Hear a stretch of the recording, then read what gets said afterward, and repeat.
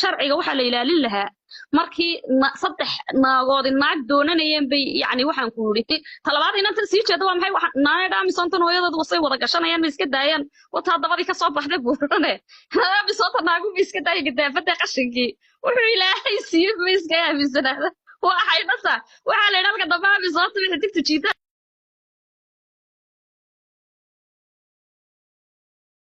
كسب بحذي أري لا هي قان أنا عينات لاقي عنده فارق الضيق فراد ديانا إسكامري بلا كل فيلم مدوباتي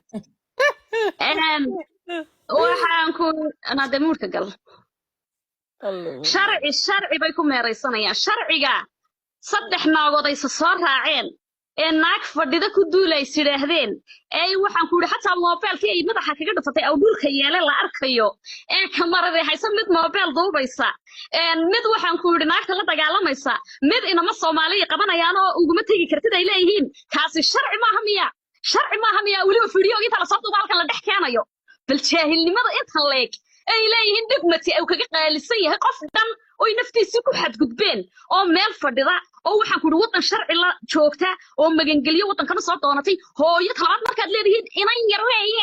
inan yar weeyaan horta Soomaaliba weyni wada diiday Soomaali nabi maxamed ba weyni diiday habo maxaa khaldan naagta dhigmatiga ciyaalkeega halka waxaan ku yiri kaar caafimaadadooda ma shan bay haayeen shan ciyaal hooyada haysatay ama afar ciyaal hooyada haysatay bal maadeerayaal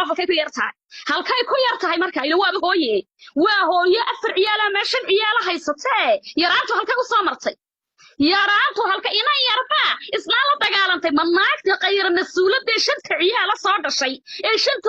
shanteedii ciyaal maanta kaar caafimaadadeedii iyo kaarkeegii lixdii kaar ay ku jiraan halka iyo kaar bangiga caydu ugu soo dhacday halka ay wada yeelaan ayaa hooyo aan ahayn oo naag weyn aan ahayn inaadir ilaahay baan ku dhaartay wallahi Soomaaliba weyni wada diiday ma dib baa la inoo celin maayaade